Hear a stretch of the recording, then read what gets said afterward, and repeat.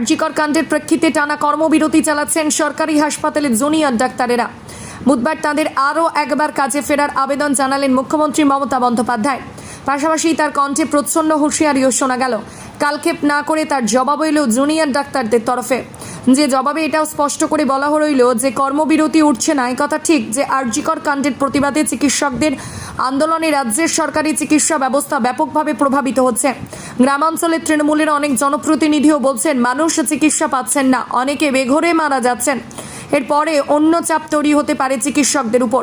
কেউ কেউ এমনও বলছেন জরুরি পরিষেবা সংক্রান্ত আইন বলবৎ করুক রাজ্য সরকার। সেসবের মধ্যেই মুখ্যমন্ত্রী বুধবার কিছুটা নরমে গরমে বার্তা দিতে চেয়েছেন আন্দোলনরত চিকিৎসকদের উদ্দেশ্যে। কিন্তু সার্বিকভাবে কী প্রতিক্রিয়া তৈরি হবে তা নিয়ে অনেকেই উদ্বেগে। রাজনৈতিক ও প্রশাসনিক মহলের অনেকের মতে মুখ্যমন্ত্রীর বক্তব্যে চিকিৎসকদের মধ্যে বিরূপ প্রতিক্রিয়া তৈরি করার সম্ভাবনা রয়েছে, যা সামগ্রিকভাবে স্বাস্থ্য ব্যবস্থাকে প্রভাবিত করতে পারা।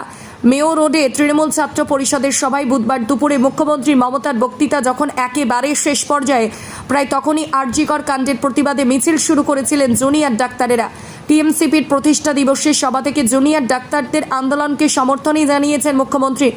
যে জুনিয়র ডাক্তারেরা কর্মবিরতি চালিয়ে যাচ্ছেন তাদের উদ্দেশ্যে মুখ্যমন্ত্রী তথা স্বাস্থ্যমন্ত্রী মমতা বলেন, আমরা কিন্তু ডাক্তারদের বিরুদ্ধে কোনো ব্যবস্থা নিইনি, কারণ ওরা বন্ধুর জন্য আন্দোলন করছে। দিল্লিতে কিন্তু ওরা ডাক্তারদের বিরুদ্ধে এফআইআর করে দিয়েছিল, যে কারণে সুপ্রিম কোর্টকে বলে দিতে হয়েছে ডাক্তারেরা কাজে ফিরলে তাদের বিরুদ্ধে কোনো ব্যবস্থা নেওয়া যাবে না। বক্তৃতা আরও কিছু এগোনোর পর মমতা বলেন, জুনিয়র ডাক্তারদের প্রতি আমার সমর্থন আছে, কিন্তু আপনাদের একটু মানবিক হওয়ারও আবেদন করব। সুপ্রিম কোর্টও আপনাদের অনুরোধ করেছে কাজে ফিরতে। অনেক গরিব মানুষরা চিকিৎসা না পেয়ে ফিরে যাচ্ছেন, অনেকে মারা গিয়েছেন। এরপরই মুখ্যমন্ত্রী বলেন, সুপ্রিম কোর্ট রাজ্যগুলোকে বিশেষ ক্ষমতা দিয়েছে ব্যবস্থা নেওয়ার জন্য, কিন্তু আমি আপনাদের বিরুদ্ধে কোনো ব্যবস্থা নেব না। আপনাদের ক্ষোভ আছে, অভিমান আছে, আমি সেটা বুঝি, কিন্তু এবার আস্তে আস্তে কাজে যোগদান করুন।